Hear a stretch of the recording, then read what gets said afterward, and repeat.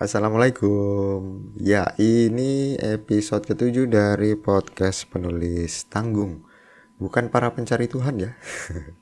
Dan teman-teman semua, terima kasih yang masih menonton sampai episode 7 ini. Bagi yang menonton di YouTube. Dan juga terima kasih bagi yang mendengarkan di Spotify. Dan kali ini saya akan membahas sesuatu yang menarik tentunya. Masih seputar tentang dunia tulis-menulis. Yang akan saya bahas kali ini adalah pengalaman saya sendiri terkait dengan copywriting ya, atau copywriter atau penulis iklan.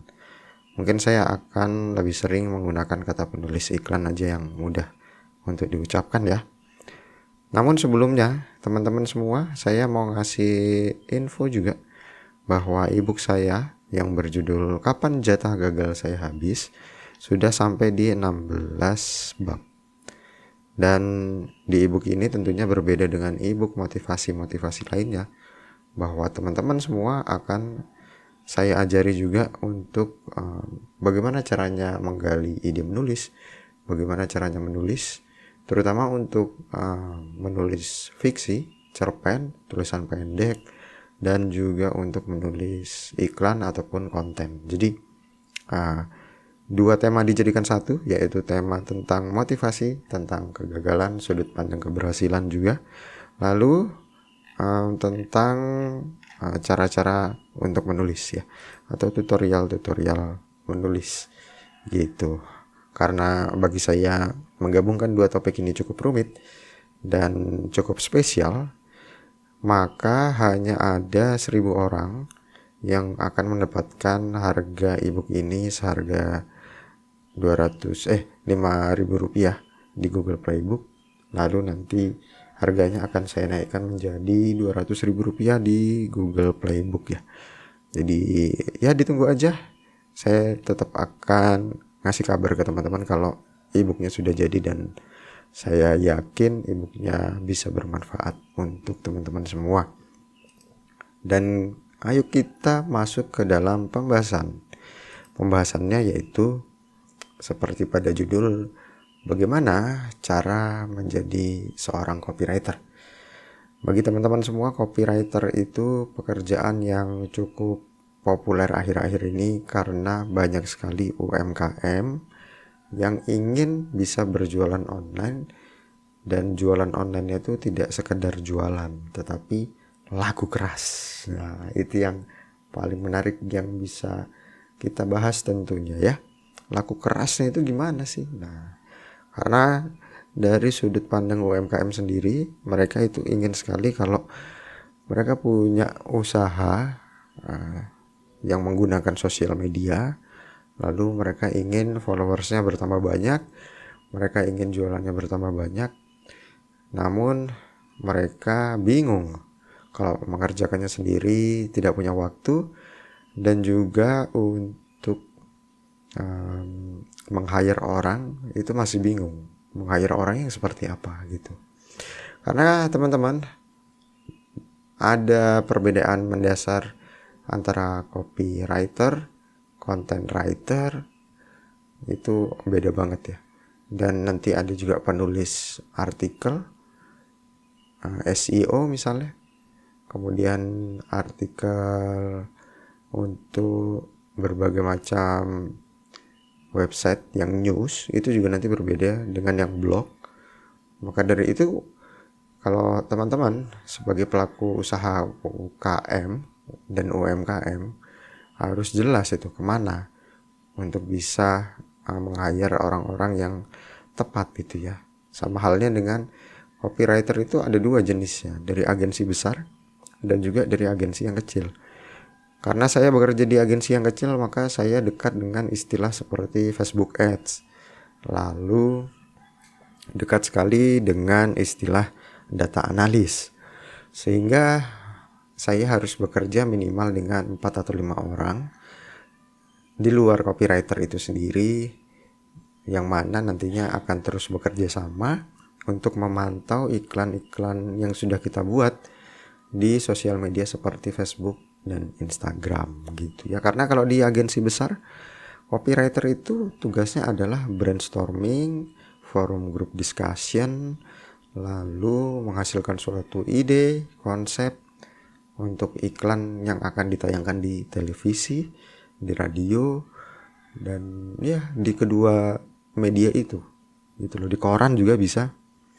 Karena berbeda teman-teman, sekali lagi kalau copywriter yang ada di agensi besar itu beberapa yang dia lakukan adalah membuat iklan, dan iklannya itu biasanya tidak terlalu bisa untuk di-track atau didata. Karena di televisi kan nggak bisa didata iklannya, seberapa banyak yang nonton gitu loh. Kalau di sosial media itu bisa, di Instagram itu bisa. Terus nanti model iklannya juga beda. Kalau copywriter agensi kecil kayak saya itu model iklannya banyak yang menggunakan hal-hal yang berkaitan dengan selling dan marketing gitu ya. Jadi tidak ada yang berkaitan dengan branding. Walaupun mungkin teman-teman bilang ada kok saya juga kerjain branding begini. Iya, tapi kalau iklan yang kamu lihat di televisi yang dikerjakan oleh copywriter nasional sekelas agensi nasional gitu, kamu akan lihat bahwa iklan-iklannya itu semuanya sifatnya branding. Branding itu contoh sederhananya adalah tidak memunculkan harga pada iklannya gitu loh. Kalau di di iklan untuk penjualan produk UMKM dan UKM itu kan sering sekali iklan yang kita lihat itu ada harganya. Ada harga, ada diskonnya, ada kata-kata seperti itu. Gitu. Itu bedanya. Yang paling mendasar antara iklan untuk selling marketing dan juga iklan untuk branding. Gitu ya. Dan kita akan mulai saja. Untuk menjadi seorang copywriter itu apa sih yang harus dibutuhkan gitu ya. Jadi teman-teman ada beberapa hal yang bisa kita pakai atau kita persiapkan nantinya untuk teman-teman bisa menjadi copywriter. Selain teman-teman nanti tentu tetap bisa menjadi penulis fiksi atau penulis buku non-fiksi gitu ya. Yang pertama adalah menulis kreatif. Jadi menulis kreatif ini bagi seorang copywriter itu penting karena kebanyakan kalimat yang digunakan adalah kalimat persuasif. Jadi teknik yang digunakan adalah teknik persuasif. Teman-teman bisa buka lagi buku bahasa Indonesianya di sekolah. Persuasif itu apa? Atau langsung mencari di Google contoh-contoh kalimat persuasif. Maka seorang copywriter juga harus memahami hal itu. Karena iklan yang dia buat itu hampir 100% adalah iklan-iklan yang membujuk dan merayu konsumen. Kemudian yang kedua, copywriter itu juga harus memahami audiens atau memahami target marketnya seperti apa. Kebutuhannya, keinginannya, masalah yang mereka punya apa, umurnya dari rentang berapa sampai berapa, warna kulitnya bagaimana, bentuk rambut, warna rambut, kemudian tinggal di mana, pekerjaannya apa. Ini seperti kita membuat tokoh untuk novel gitu ya. Jadi kita harus benar-benar kenalan tuh dengan calon audien kita atau calon konsumen kita. Bisa juga ini nanti menggunakan teknik yang namanya buyer persona. Jadi pembeli itu punya persona gitu loh. Dia hobi apa, dia benci apa, itu kita imajinasikan sendiri, kita karang sendiri, baru kita buatkan iklannya dan produknya kita jual. Kalau meleset, nanti siapapun yang membeli dari persona yang sudah kita ciptakan, maka personanya nanti diganti dengan orang yang membeli itu. Gitu. Sederhananya seperti itu. Kemudian yang ketiga, penelitian atau riset. Jadi teman-teman, copywriter ini tidak pernah lepas dari riset. Terutama kalau sebelumnya riset kepada audiens, penelitian dan riset ini kita akan riset kepada produk atau layanan yang akan kita jual. Lalu kita akan riset dan kita akan meneliti kompetitor. Biasanya seperti itu. Jadi kalau teman-teman bekerja di sebuah perusahaan startup, dan perusahaan startup itu dia menjual kursus-kursus online, maka teman-teman harus mencoba meriset kompetitor yang setidaknya melakukan hal yang sama. Bisa misalnya Ruang Guru, ya kan, My Skill, kemudian Skill Academy atau apa gitu ya. Dan banyaklah yang bisa teman-teman riset, yang nantinya teman-teman bisa lihat apa sih keunggulannya, apa sih kekurangan dari kompetitor gitu. Dan kita harus belajar itu, kita harus tahu ya, sebagai seorang copywriter yang nantinya tujuannya tentu kita bisa melihat iklan-iklan apa yang mereka ciptakan. Nah, nanti di sini akan muncul model teknik dari amati, tiru, dan modifikasi gitu ya. Kemudian yang keempat itu kita juga harus belajar tentang psikologi konsumen. Jadi teman-teman, konsumen itu punya psikologi tentunya, karena kita semua manusia biasa. Maka konsumen juga punya hal-hal yang terkait dengan apa yang mereka takutkan. Mereka marah terhadap apa gitu ya, mereka bahagia kalau bagaimana, itu harus kita pelajari.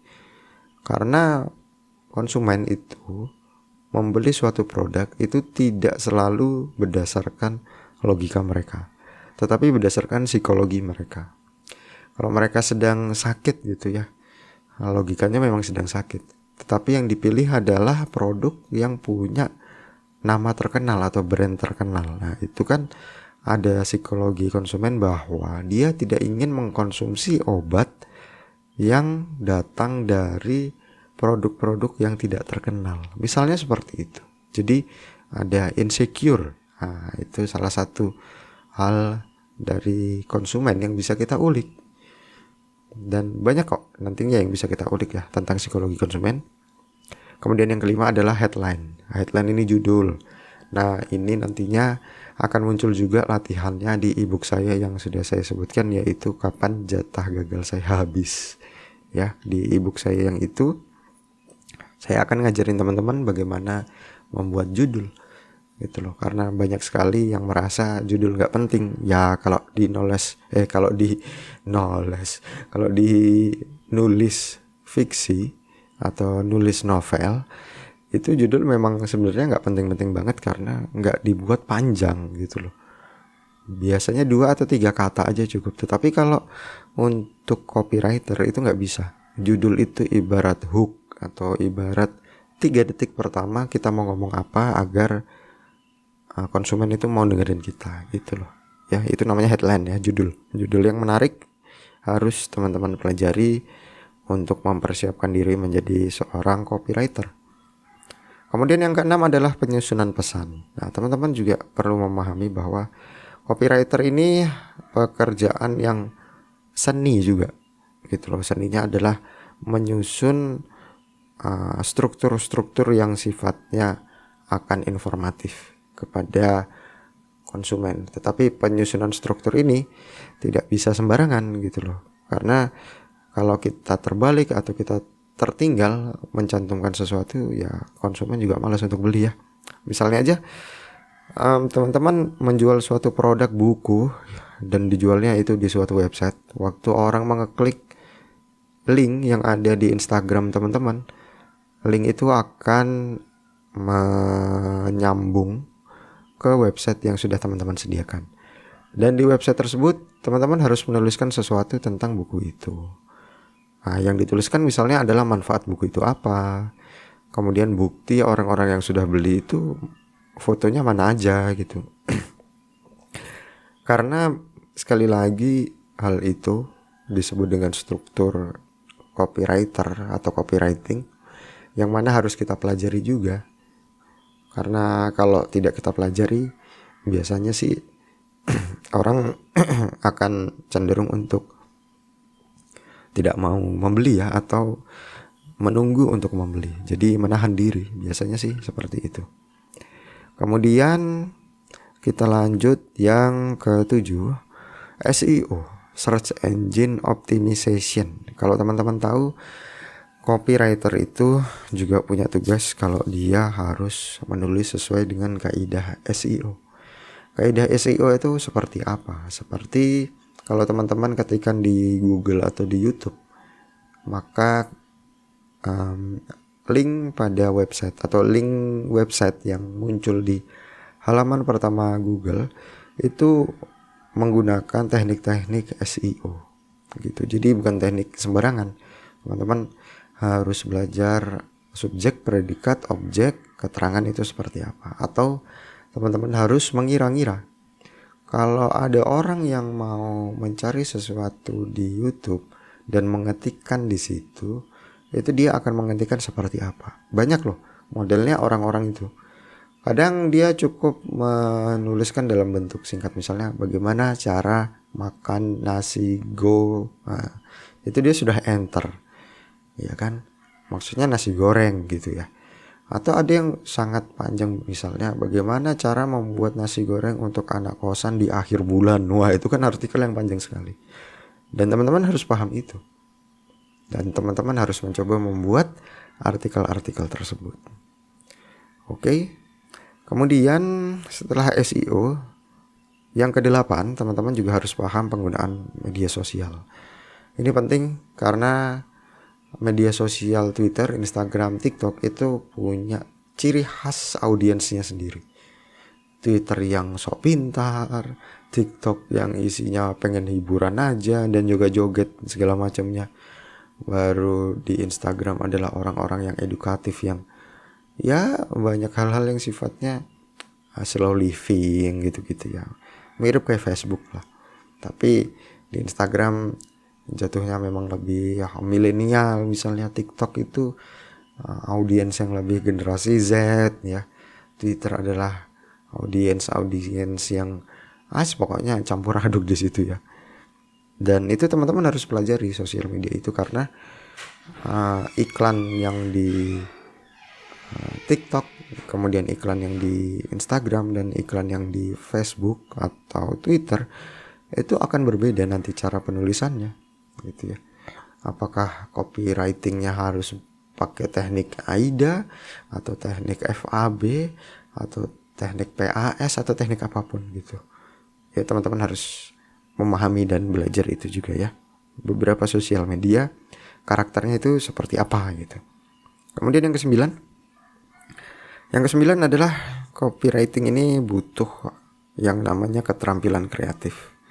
Keterampilan kreatif ini biasanya keterampilan yang mana kalau kita ingin buat suatu iklan, kita itu langsung terjun gitu loh. Dan kita langsung arahin kepada desainer, videografer, iklan kita itu akan seperti apa. Dan itu butuh keterampilan kreatif. Karena kita menciptakan suatu iklan itu biasanya memang minim budget.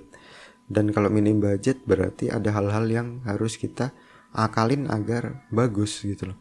Kalau di agensi besar juga sama. Misalnya teman-teman ada kompetitor dari sirup marjan pengen buat iklan yang modelnya ada naganya gitu. Tapi klien tersebut nggak punya budget sebanyak itu gitu kan.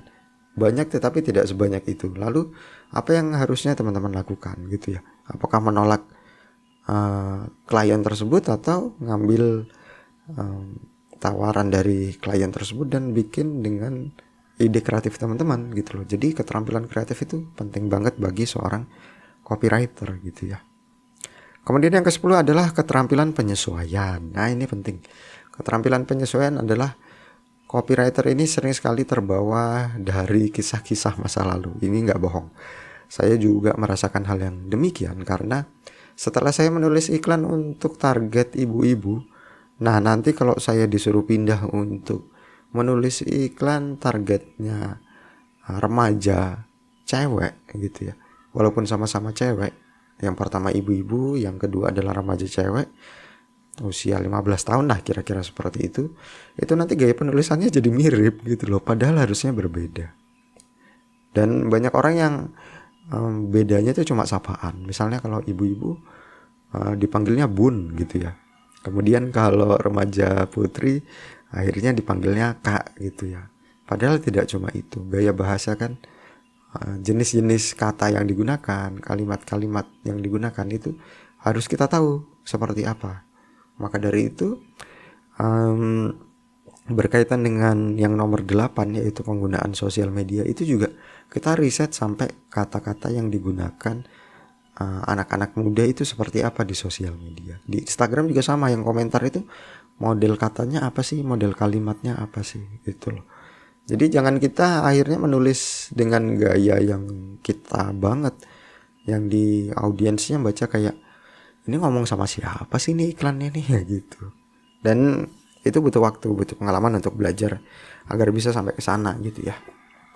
Lalu yang ke-11 adalah jangan lupa untuk mengkritik diri sendiri. Nah, mengkritik diri sendiri ini ya namanya juga penulis ya. Kita tidak bisa draft pertama langsung kita eksekusi. Nggak bisa begitu, jatuhnya nanti zolim.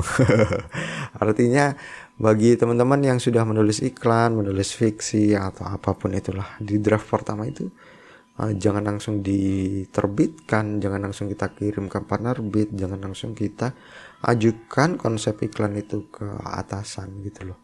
Kenapa? Karena ya harus kita kritisi sendiri, apa sih yang kurang dari konsep iklan yang saya buat barusan. Penting banget ya, penting banget, karena dengan demikian nanti kita akan bisa melihat kekurangannya di mana dan apa yang harus diperbaiki, dan tentunya akan punya banyak opsi. Jadi biasanya kalau saya ngasih ke klien itu dengan cara draft pertama, draft kedua, draft ketiga, keempat, kelima, misalnya seperti itu ya. Tapi nggak sampai kelima juga, biasanya 3 aja cukup. Yang mana nanti draft pertama nggak kita buang, tetapi kita simpan untuk nanti kita ajukan juga ke klien, yang mana klien harus bisa melihat draft kedua dan draft ketiga. Jadi klien harus punya pilihan lebih dari satu. Tapi juga pilihannya nggak sampai 100 gitu, nggak juga gitu ya. Kita dibayar berapa gitu, kan kita nggak harus jadi sememaksakan itu. Kemudian yang ke-12, praktek terus menerus. Ini penting. Saya sampai detik ini masih menulis dan saya mencoba untuk membuat kalimat-kalimat unik, aneh gitu ya. Misalnya saya melihat suatu gambar, baru saya buat judulnya gitu loh, padahal gambarnya misalnya aja kolam ikan, lalu saya tuliskan iklan yang punya judul misalnya liburan itu lebih enak kalau kita nginep di hotel yang ada kolam ikan ya, misalnya gitu. Nah itu kan salah satu ide yang menarik, menyambungkan kolam ikan dengan hotel dan traveling ya, atau staycation. Jadi bisa teman-teman coba sendiri gitu. Kalau saya modelnya seperti itu, kemudian saya tulis lagi, konsepnya bisa 1 kalimat, 1 paragraf gitu. Apakah nantinya akan kita pakai? Enggak juga. Tetapi otak itu butuh kalau ibarat sepeda motor, perlu dipanasin dulu lah. Jadi ide kreatif itu bisa muncul dan datang kepada kita karena latihan. Otak itu butuh dilatih. Orang pintar matematika juga butuh latihan. Dia tidak ujuk-ujuk bisa gitu, enggak kok. Semua butuh latihan. Kemudian yang ke-13 adalah menguasai alat copywriting. Nah, copywriter ini juga harus paham gimana sih cara mengoperasionalkan MS Word, Google Doc gitu ya. Kemudian bagaimana mendesain dasar saja menggunakan Canva, Photoshop, itu harus tahu. Jadi harus tahu setidaknya gambarnya itu pengennya seperti apa gitu ya, kalimat yang kita taruh nanti di iklan seperti apa gitu, kita juga harus paham dengan hal itu. Alat-alat copywriting ya, alat-alat menulis lah. Kemudian yang ke-14, kita juga harus paham kode etik yang ada. Kode etik itu maksudnya gini teman-teman, kita jangan sampai meniru mentah-mentah iklan orang lain, itu bisa. Atau kita juga jangan sampai menyinggung perasaan orang lain, itu juga bisa. Karena kita bukan stand up comedian ya. Copywriter itu adalah kepanjangan tangan dari perusahaan. Jadi kita di-hire, disewa, direkrut, yang mana kita harus bisa menjadi jembatan antara klien dengan konsumen. Dan jembatannya tuh harus dekat, harus erat. Artinya apa yang kita tulis harus disukai pembaca. Maka dari itu perhatikan kode etik yang ada di masyarakat. Jangan sampai kita menyinggung komunitas tertentu, misalnya komunitas pecinta kucing, pecinta musang dan segala macamnya lah. Jangan sampai, itu nggak boleh banget. Karena saya sendiri pernah mencoba untuk melakukan hal itu dan dimarahin oleh senior saya di kantor gitu loh. Kalau begini kasihan kliennya gitu loh. Mungkin terlihat bagus, terlihat oke, kita bisa menjanjikan hal itu akan menaikkan penjualan ke klien, tapi nggak aman. Itu juga nggak boleh teman-teman gitu loh, karena kasihan kan setelah dari kita klien akhirnya perusahaannya bangkrut gulung tikar akibat iklan mereka sendiri yang blunder gitu ya. Kemudian yang ke-15, memahami metrik keberhasilan. Nah, metrik keberhasilan ini kalau di kantor saya yang lama, di agensi kecil saya di Jogja itu kita atau saya sendiri akan bekerja sama dengan satu desainer. Desainer ini dia akan membuat desain sesuai yang saya minta. Kemudian nanti ada advertiser atau pengiklan yang mana dia ini akan memegang seperti Facebook Ads, Google Ads, seperti itu ya. Kemudian ada data analis. Jadi ada 4 orang dan keempat orang ini saling terhubung gitu loh. Jadi saya selalu cross check ke advertiser iklannya seperti apa, laku atau tidak gitu. Kemudian saya juga akan ngecek di data analis, melihat data dan grafiknya itu kayaknya gimana tuh gitu loh, bagusnya gimana, apa yang harus kita tambahkan di dalam kalimat iklannya, atau kita kurangi semua, atau kita harus buat iklan yang berbeda agar kita bisa melihat data yang berbeda juga. Itu penting, keempat orang itu penting. Jadi teman-teman harus memahami metrik keberhasilannya itu ya. Dan kalau teman-teman bekerja di UKM atau UMKM, ya sebisa mungkin idealnya harus ada 4 orang, copywriter, desainer, pengiklan, advertiser, dan juga data analis. Kalau keempat orang ini tidak ada, ya teman-teman usahakan untuk carilah perusahaan yang lain. Gitu ya, kecuali teman-teman ya pengen coba-cobalah ke UMKM gitu yang gajinya ngepas, pekerjaannya banyak. Teman-teman harus membuat kalimat iklan juga, tetapi juga harus buat desain gitu ya. Dan itu ya saya kembalikan ke teman-teman semua gitu ya. Lalu nih, kalau kita pengen menciptakan sebuah iklan, lalu iklannya itu datang dari klien, lalu klien bilang, "Mas, buatkan dong iklan untuk produkku yang ini," gitu ya. Kemudian kita sebagai copywriter itu, langkah apa yang akan kita lakukan agar iklan kita itu efektif dan klien juga senang gitu ya. Yang pertama, teman-teman pahami produknya dulu, pahami produk, pahami brand, pahami merek, warna. Kita harus memahami kenapa sih. Tanya aja langsung ke CEO-nya kalau bisa, atau ke manajer perusahaan tersebut, atau HR-nya atau PR-nya. Tanyakan aja, logonya itu kenapa seperti itu, warnanya itu kenapa dipilih juga seperti itu gitu kan, tagline-nya itu kenapa perusahaan pilih itu. Nah itu teman-teman harus nanya. Jadi harus banyak nanya tentang produk kepada perusahaan. Jangan capek-capek, jangan bosen-bosen. Dan kalau teman-teman ditolak oleh karyawan yang satu gitu ya, nggak mau cerita tentang produk dan segala macamnya, tanya ke karyawan yang lain. Nah gitu, kok jadi belibet gitu ya. Jadi tanya ke karyawan yang lain terus, pokoknya harus sampai dapat tentang produk, tentang merek, tentang brand, tentang logo, apapun itu yang ada di dalam perusahaan, klien tentunya. Yang mana kalau teman-teman melewatkan hal itu, teman-teman akan semakin kesulitan membuat iklannya. Ya, teman-teman bisa membuat iklan yang nantinya menyimpang dari keinginan atau nilai-nilai perusahaan tersebut. Itu jangan sampai seperti itu ya. Kemudian yang kedua, teman-teman harus meneliti target audience. Jadi sama seperti yang nomor 1, teman-teman tanya ke perusahaan terjual di mana saja kalau produk fisik. Apakah seluruh Indonesia sudah menjualnya? Sudah. Terus tanya juga penjualan terbanyak di mana? Di Jawa Tengah misalnya.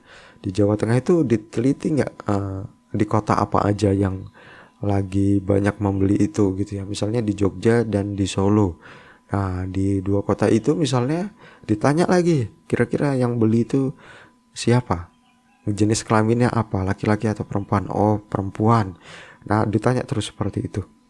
Jadi perusahaan klien yang teman-teman tangani harus punya data sedetail itu agar teman-teman juga paham bahwa ya teman-teman bertanya tentang hal itu bukan untuk mencari tahu rahasia penjualan klien, tetapi agar tahu kalimat yang dibuat itu pas nggak untuk target konsumen ya, gitu aja sebenarnya. Jadi harus sabar-sabar menghadapi klien ya. Kemudian yang ketiga, tentukan tujuan campaign atau kampanye dari iklan tersebut. Tujuannya apa? Untuk meningkatkan penjualan, untuk branding atau kesadaran merek, atau untuk mendatangkan loyalitas atau keterlibatan pelanggan. Karena ini berbeda semua jenis iklannya ya. Kalau iklan untuk meningkatkan penjualan, teman-teman bisa menggunakan kata-kata yang menarik, mungkin bisa ada diskon dan segala macamnya gitu ya. Kalau meningkatkan kesadaran merek, sebisa mungkin iklannya yang epic, kayak sirup marjan itu kan epic ya kan, atau iklan dari Aqua ya, itu yang ada di televisi itu kan juga menarik gitu loh. Tidak ada harga di iklan yang sifatnya branding ya. Atau menciptakan keterlibatan pelanggan, misalnya ada bank-bank tertentu dan bank-bank khusus yang mengiklankan bahwa mereka akan mengundi untuk nasabah-nasabah yang nabungnya rutin dan banyak. Itu ya teman-teman bisa lihat di banyak iklan di televisi, di YouTube gitu ya. Cari aja iklan-iklan dan teman-teman kategorikan ketiga kategori tadi, yaitu untuk meningkatkan penjualan, meningkatkan kesadaran merek atau brand, dan juga menciptakan keterlibatan pelanggan. Kemudian yang keempat, pilih platformnya. Ini juga jangan lupa, karena menulis iklan sekali lagi untuk sosial media beda, media cetak online media cetak beda, media online yang news itu juga beda gitu, radio beda, televisi beda, pokoknya beda-beda banget. Tentukan dulu ya dan tanyakan kepada klien, mereka itu ingin produknya ditayangkan di mana.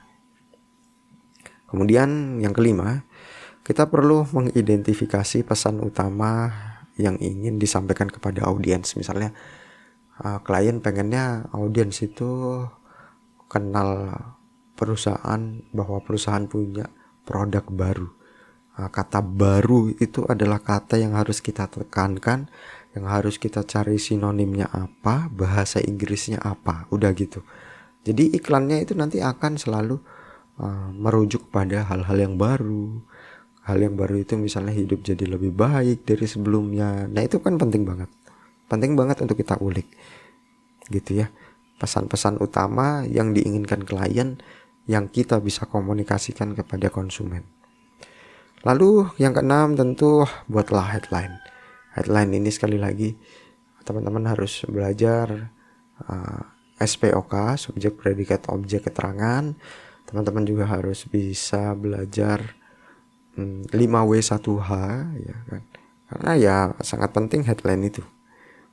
Kemudian yang ketujuh, kita harus juga mampu mengembangkan konsep-konsep iklan itu menjadi yang persuasif gitu ya.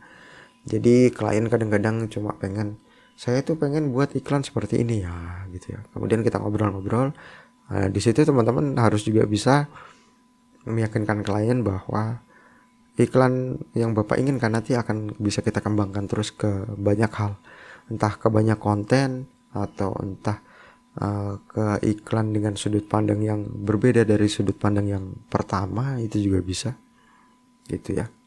Jadi kita harus pinter-pinter nih mengembangkan teks iklan kita atau tulisan iklan kita. Lanjut yang ke-8. Gunakan bukti sosial. Yang namanya testimoni jangan sampai ketinggalan. Testimoni, ulasan, bukti pendukung lainnya, bukti review. Kalau teman-teman jual alat yang tidak bisa rusak, buatlah video untuk merusak alat tersebut dan gak bisa rusak gitu loh. Jadi untuk meyakinkan calon konsumen juga bahwa konsumen itu membeli produk, teman-teman, sangat jarang kalau dia membeli sendiri. Jadi dia akan membeli suatu produk kalau dia melihat adanya testimoni dan komentar tentang produk tersebut. Mereka tuh gak mau beli sendiri dan rugi sendiri. Jadi mereka ingin melihat apakah dia akan rugi bersama-sama dengan konsumen lainnya atau sebaliknya malah untung bersama konsumen yang lain gitu. Jadi teman-teman harus bisa mengumpulkan testimoni, kalau bisa testimoninya itu yang real ya, yang mana bisa diwawancara gitu loh, dan yang mana juga yang dari berbagai macam pekerjaan, karena reviewnya anak SMA dengan reviewnya anak kuliah itu kan berbeda, testimoni bapak-bapak dan ibu-ibu juga berbeda gitu ya. Jadi gunakan bukti sosial. Yang ke-9, fokus pada keunggulan. Nah ini penting, jangan sampai kita mengejek-ejek brand lain. Itu dilarang di copywriting, kecuali teman-teman brand yang teman-teman tangani adalah sebesar Coca-Cola dan Pepsi gitu. Jadi kalau tidak sebesar itu, mending hindari hal-hal yang sifatnya menjelek-jelekkan kompetitor ya. Jadi fokus pada keunggulan dari produk yang teman-teman tangani gitu. Yang ke-10, visual dan desain. Nah sekali lagi ini yang penting, karena saya tidak bisa mendesain, maka saya akan mengajak seorang desainer untuk mendesain dari apa yang saya inginkan gitu loh. Dan tentu saja kita tidak bisa terpaku pada satu desain. Kadang agensi juga perlu merekrut freelancer, yang mana freelancer itu adalah desainer, agar bisa mengkomunikasikan gambar atau visual yang nantinya akan kita pakai dengan kalimat kita, dengan kalimat iklan kita gitu. Jadi pertimbangkan visual dan desain ya. Entah itu nanti juga di sosial media juga visualnya kan teman-teman harus cek itu di Instagram, ini udah bagus bener atau bagus banget nggak ini anunya, visualnya nih. Nah itu ya. Kemudian yang ke-11 adalah pengujian dan revisi. Ini penting. Kalau iklan sudah tayang, kita tidak bisa tidur tenang.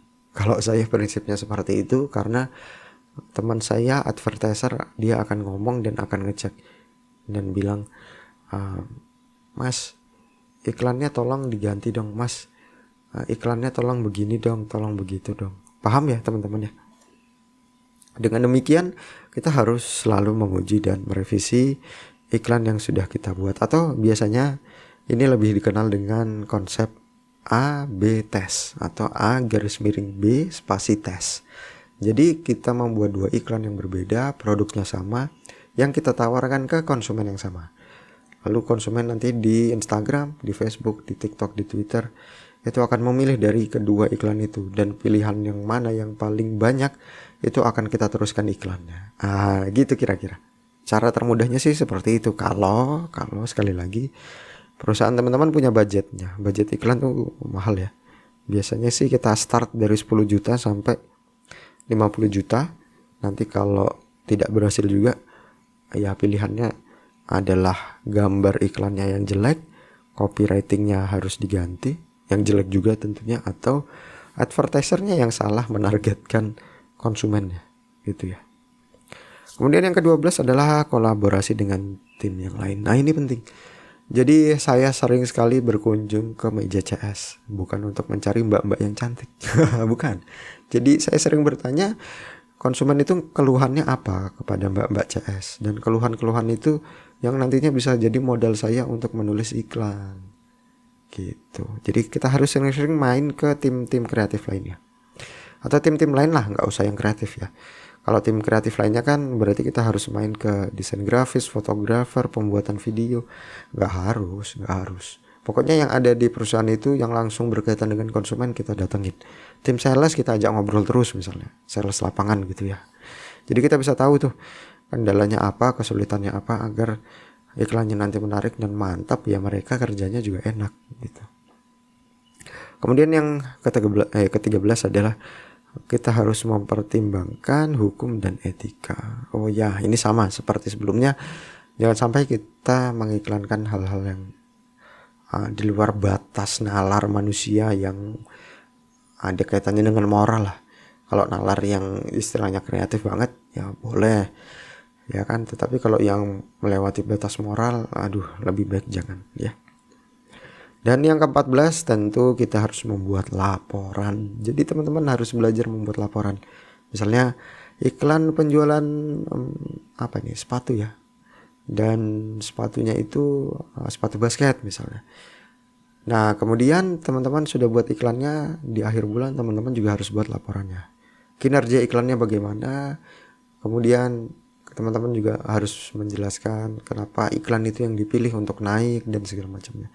Nantinya hal-hal seperti itu harus bisa dibaca dengan jelas oleh manajer, oleh supervisor sampai CEO gitu.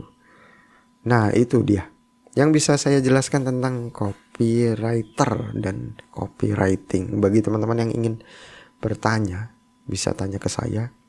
Dan mungkin teman-teman juga akan bertanya, mentornya siapa sih? Ya gitu. Ada nggak mentor yang bisa kita cari di internet? Banyak di Udemy, teman-teman bisa beli kursusnya, ketikan saja copywriting untuk pemula atau for newbie, atau copywriting aja cukup. Nantinya teman-teman bisa melihat banyak sekali tutorial untuk copywriting atau copywriter, untuk menjadi copywriter yang teman-teman bisa pelajari ya. Dan ya tentunya sekali lagi mentor ini lebih baik cari mentor yang sifatnya asli atau dekat ya. Saya pernah mementori beberapa teman di kantor yang lama, di agensi kecil yang lama itu. Tapi juga teman-teman kalau masuk di dunia kerja sebagai copywriter ya harus bisa mencari mentornya gitu. Di perusahaan itu siapa sih yang bijaksana yang mau ngajarin? Gak harus linear, gak harus senior teman-teman yang copywriter juga atau manajer periklanan, gak harus seperti itu. Ya teman-teman bisa tanya malah ke orang-orang produksi gitu kan. Apa sih yang bisa saya pelajari tentang perusahaan? Apa sih sekiranya kalau ada iklan itu pengennya Bapak Ibu produksi ini lihat iklan yang modelnya itu seperti apa? Itu kan bisa kita tanyakan dan bisa kita jadikan mentor beliau-beliau ini gitu. Oke, mungkin itu saja yang bisa saya bagikan ke teman-teman. Memang sih tidak selama dulu ya podcast-podcast saya, cukup melelahkan untuk mempertahankan obrolan selama 1 jam. Tetapi setidaknya ini bisa jadi obat untuk teman-teman semua. Bagi yang belum tahu copywriter, copywriting itu apa ya. Dan jangan lupa teman-teman bisa menyiapkan diri untuk datangnya ebook saya, yaitu Kapan Jatah Gagal Saya Habis ya, itu judulnya. Dan nantinya teman-teman bisa dapat banyak hal yang menarik dari ebook tersebut. Oke, mungkin itu saja yang bisa saya sampaikan kepada teman-teman di minggu keberapa ini saya lupa, tetapi di episode ke-7 ya. Dan doakan saya juga kalau minggu depan saya mau menikah. Gitu. Oke, mungkin itu saja di podcast Penulis Tanggung. Kita ketemu di video podcast dan podcast Spotify lainnya. Assalamualaikum.